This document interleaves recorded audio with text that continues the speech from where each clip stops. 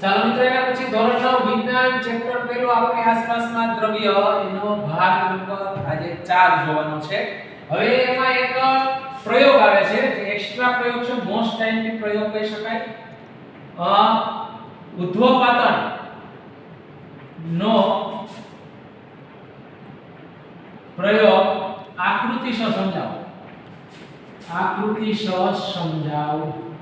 મિત્રો 3 માર્ક્સ ની અંદર આ ઉદ્ધવપાતનનો પ્રયોગ પૂછાય છે તમારે. બરાબર છે. કઈ રીતે ઉદ્ધવપાતન એટલે આપણે વ્યાખ્યા છે કે જે પદાર્થ હોય એને ગરમ કરતા ઘન પદાર્થનું સીધું વાયુ સ્વરૂપમાં રૂપાંતર થાય અને ઠંડો પાડતા વાયુનું સીધું ઘનમાં રૂપાંતર થાય, ઉદ્ધવપાતન કહેવાય. પહેલા તો પ્રક્રિયા કોને કહેવાય? તો કે પદાર્થ ઘન પદાર્થને ગરમ કરતા સીધું જ વાયુ સ્વરૂપમાં રૂપાંતર થાય, વાયુ સ્વરૂપમાં રૂપાંતર થાય અને ઠંડો પાડતા સીધું ઘન સ્વરૂપમાં રૂપાંતર થાય, તે પ્રક્રિયાને ઉદ્ધવપાતન કહેવાય. ઉદ્ધવપાતન પ્રક્રિયા કહે છે.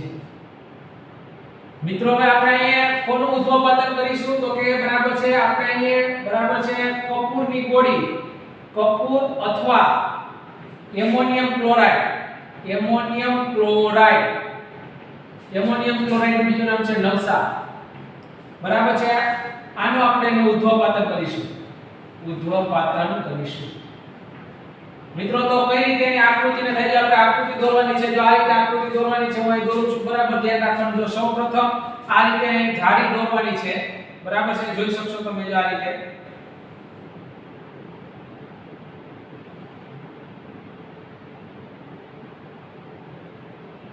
જો આ રીતે આ બંને એટલો ખૂણો બરાબર લાંબો નથી કરવાનો, બંને એટલો આ રીતે બરાબર ટૂંકો ખૂણો કરવાનો છે. પછી અહીં આ રીતે ચાઇના ડીશ, બરાબર છે, ચાઇના ડીશ રાખવાની છે. ચાઇના ડીશ, આ ચાઇના ડીશ ની ઉપર તમારે ગળણી રાખવાની છે, ઊંધી ગળણી. આ ગળણીનો ઉપરનો છેડો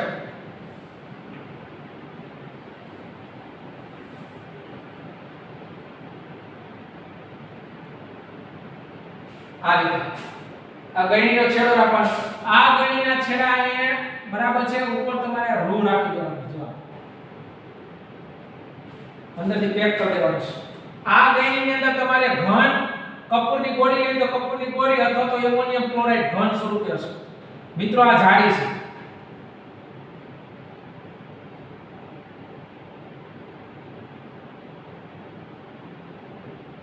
અહીંયા રીતે જાળી દોરવાની છે.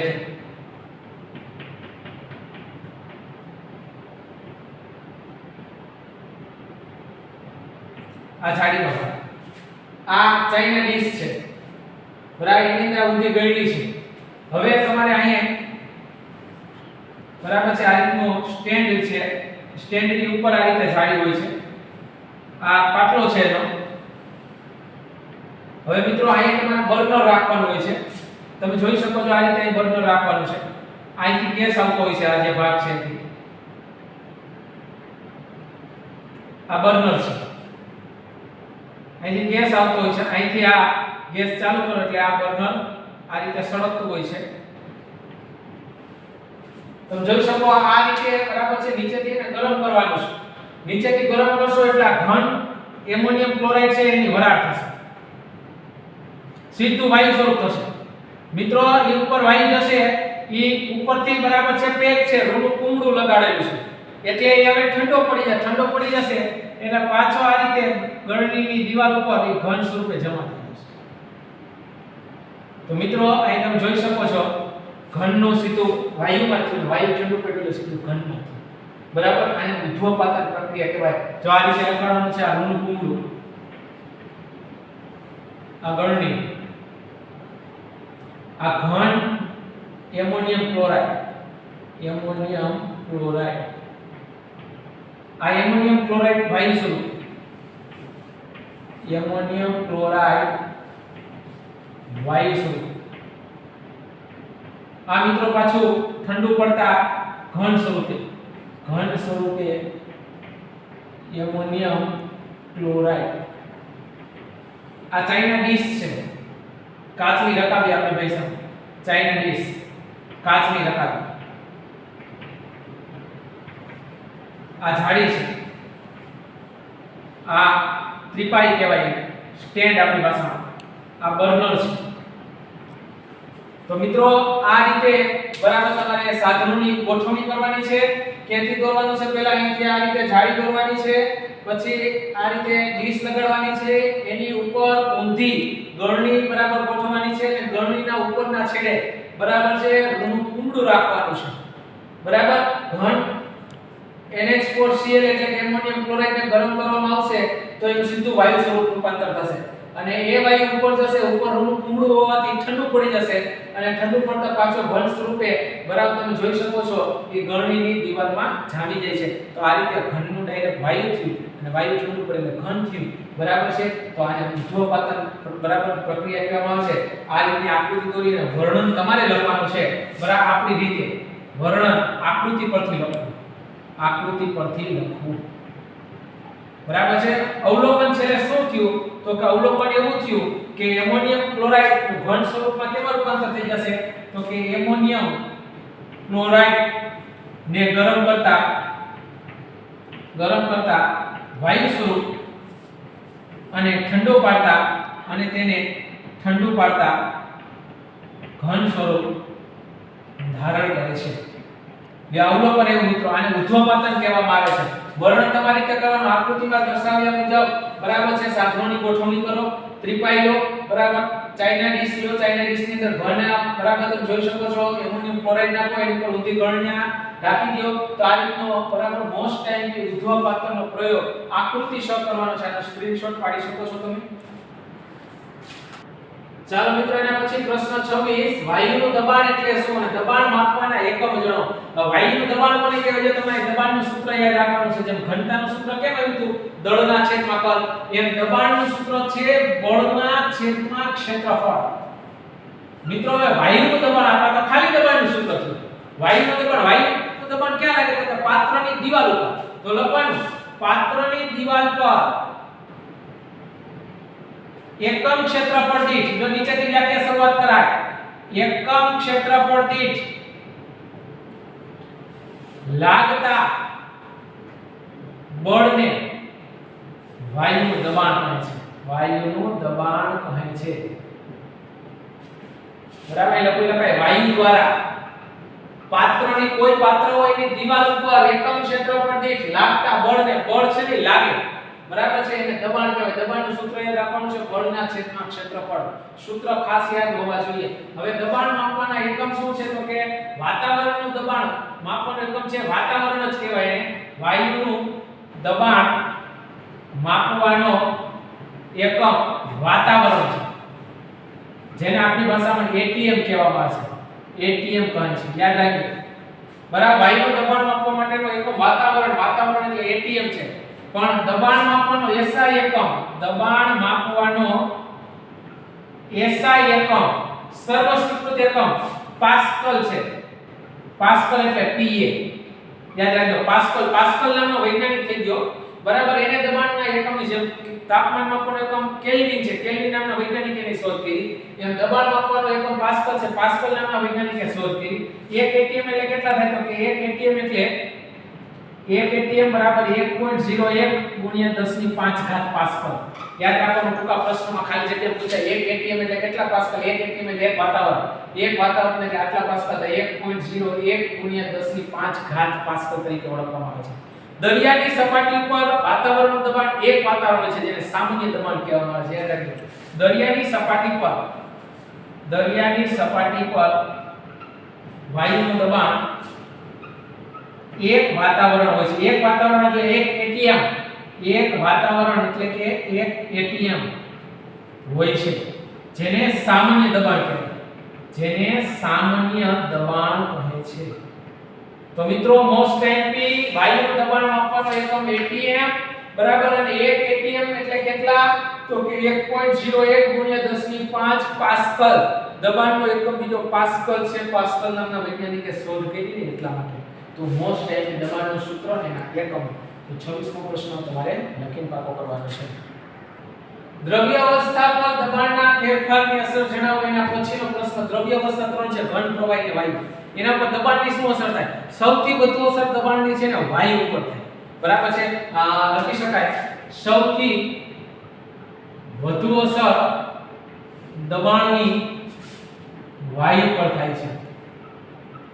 વાયુ પર મિત્રો દબાણ આપવામાં આવે, વાયુ પર દબાણ આપતા તેના ઘટક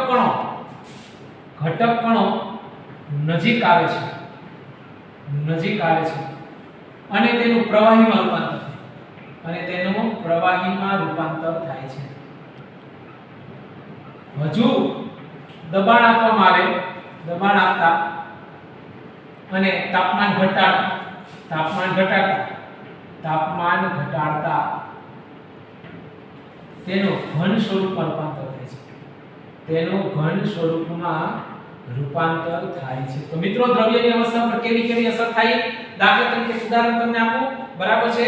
આ છે એ સિલિન્ડર છે. આ સિલિન્ડર છે.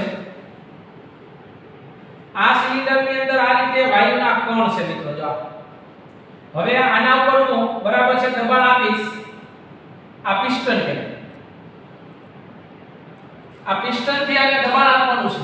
હવે દબાણ આપીશ પિસ્ટન થી, બરાબર છે? એટલે આ કણો નજીક આવશે. કેવું થશે? આ વાયુ સ્વરૂપ છે. શું થઈ જાય દબાણ આપવામાં આવે?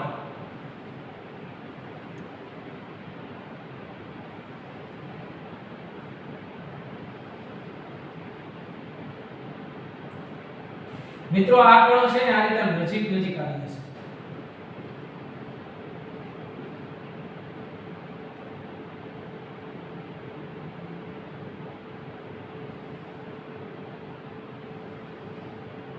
મિત્રો આ પિસ્ટન થી આપણે દબાણ આપવામાં આવ્યું તો આ કણો છે નજીક આવી ગયા અને પ્રવાહી સ્વરૂપ ધારણ થઈ ગયું. હજી જો તમે દબાણ આપશો પિસ્ટન થી, બરાબર છે? તમે જોઈ શકશો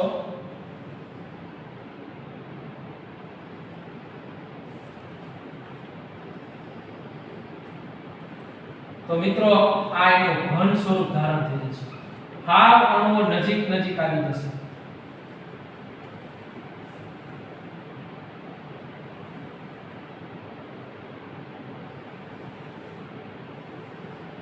તો આ રીતે મિત્રો દબાણ આપવામાં આવે તો આ એનું ઘન સ્વરૂપ ધારણ થાય. આને સિલિન્ડર કહેવાય.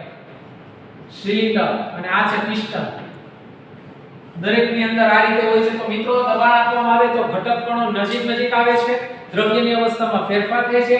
સૌથી વધુ દબાણ એ વાયુ પર થાય, વાયુનું પ્રવાહી થાય અને પ્રવાહીને હજી દબાણ આપવામાં આવે તો ઘન સ્વરૂપ રૂપાંતર થાય છે. તો આકૃતિ દોરીને આ પ્રશ્ન તમારે કરવાનો છે. એના પછી નેક્સ્ટ ચાલો એના પછી મિત્રો પ્રશ્ન 28 વાયુનું પ્રવાહીકરણ એટલે શું? હમણાં જ આપણે જોયું કે વાયુના કણોને જો દબાણ આપવામાં આવે તો એના ઘટક કણો બરાબર છે નજીક આવે છે અને એનું પ્રવાહી સ્વરૂપ ધારણ થાય છે.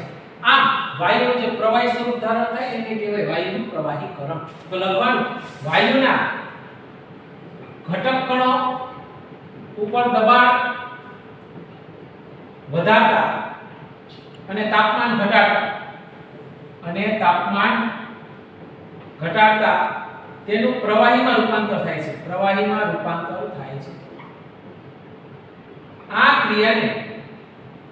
ક્રિયાને વાયુનું પ્રવાહીકરણ કહે છે.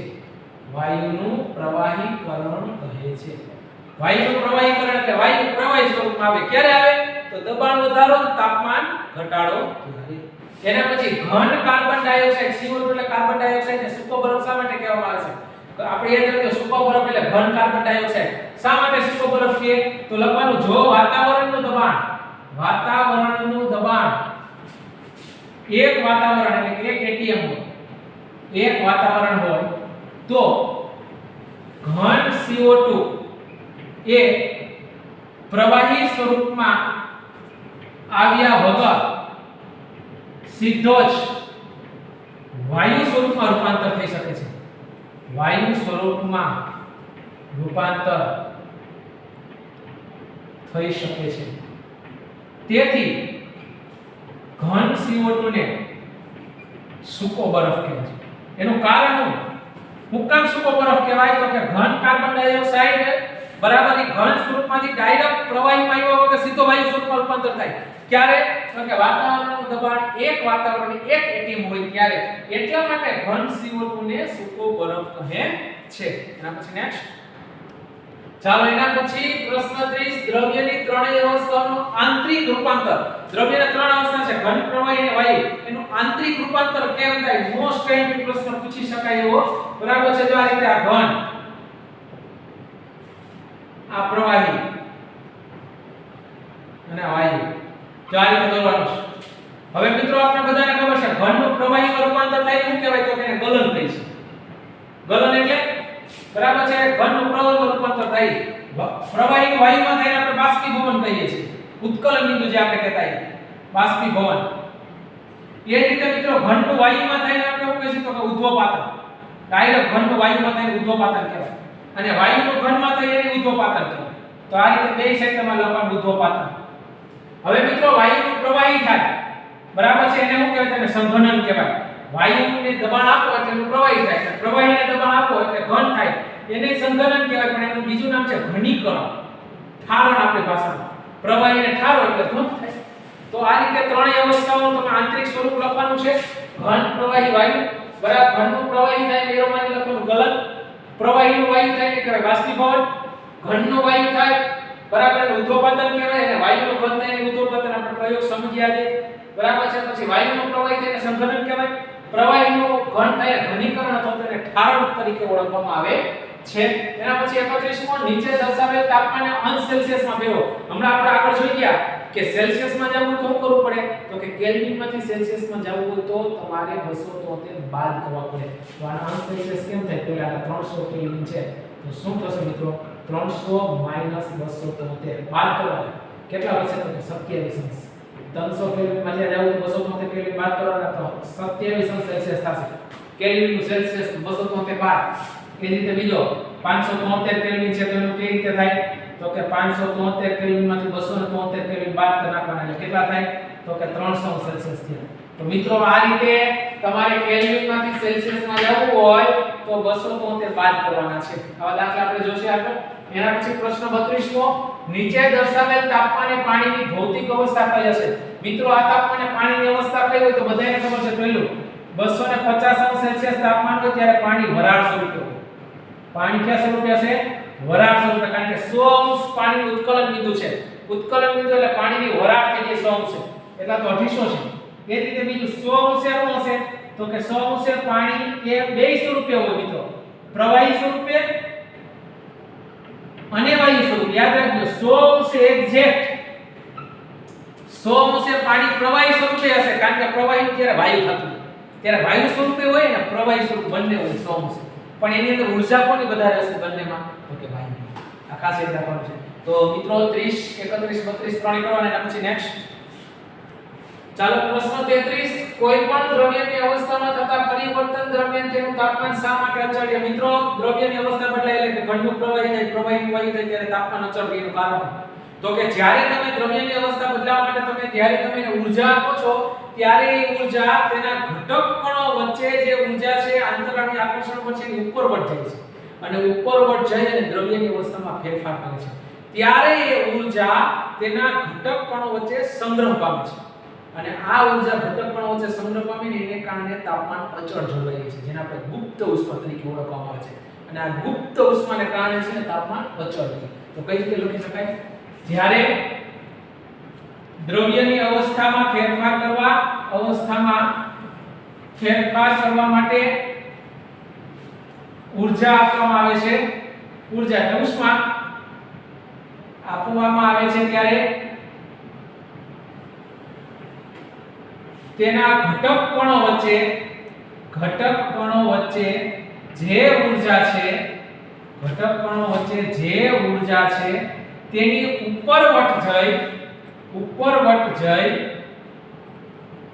તેની અવસ્થામાં ફેરફાર કરે છે ત્યારે તે ઊર્જા